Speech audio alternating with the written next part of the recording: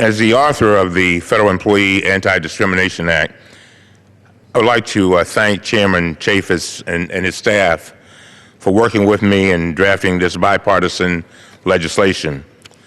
I also appreciate the Chairman's support for this bill during the committee's consideration this past March.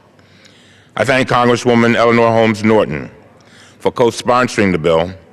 As a former commissioner of the Equal Opportunity Commission, her expertise in employment law is unparalleled in Congress. I also appreciate the support of Representatives James Sensenbrenner and Sheila Jackson Lee, who co-sponsored the bill. I especially want to thank Tanya Ward Jordan and Paulette Taylor and all the members of the Coalition for Change, also known as C4C, for their invaluable assistance on this legislation. I'm also grateful that this bill has strong support of the Make It Safe Coalition.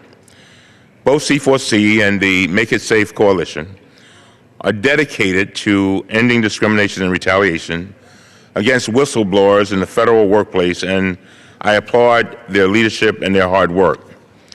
Federal EEO programs are critical to ensuring that federal workplaces are free from discrimination and that any barriers impeding fairness in personnel decisions are identified and eliminated. Those programs exist to ensure that our federal workplaces uphold the guarantee of equal opportunity, that is, the right of every citizen in this great country. If discrimination occurs, these programs must be able to investigate and adjudicate employee complaints impartially and in a timely manner. In fiscal year 2012, federal employees and job applicants filed nearly 16,000 complaints alleging that they had been victims of discrimination.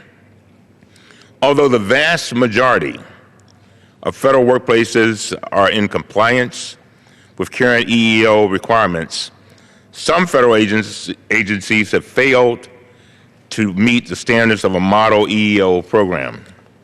For example, in 2014, EEOC issued a report on the Social Security Administration that made 12 findings regarding Social Security's failure to maintain a model EEOC program, ensure efficient management of the various stages of the complaint process, provide uniform training to ensure equal opportunities, and implement effective and efficient anti-harassment policies and procedures.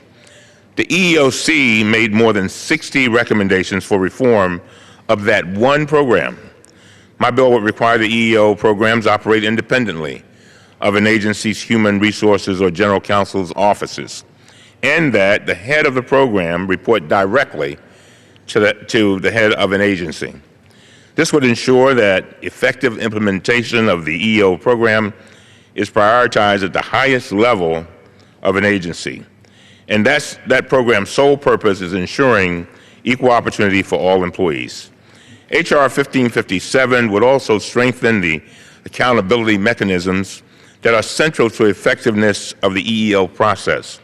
This legislation would expand the notifications that agencies are required to provide when discrimination is found to have occurred, and would require agencies to track and report whether such findings have resulted in any disciplinary action. Finally, the Act would prohibit the use of non-disclosure agreements that restrict an employee from disclosing to Congress, the Office of Special Counsel, or an Inspector General any information that relates to any violation of law, rule, or regulations, or instance of waste, fraud, or abuse. According to the 2014 Federal Employee Viewpoint Survey, only 60% of federal employees agreed that they could, and I quote, disclose a suspected violation of any law, rule, or regulation without fear of reprisal, end of quote. As I often say, we're better than that. Employees need to have confidence that they can report an act of discrimination without suffering retaliation. They need to know that such reports will be thoroughly, fairly, and timely investigated and adjudicated. The Federal Employee Anti-Discrimination Act of 2015 will strengthen existing requirements to ensure that federal EEO programs meet these standards and that agency management of the EEO process follows the best practices available. Again, I take a moment, Mr. Speaker, to thank Mr. Chaffetz, Chairman Chaffetz. This was a truly bipartisan effort. We saw a problem. We put our heads together and tried to address it. And I would urge all members of the House to vote for it. And with that, I reserve the balance of my time.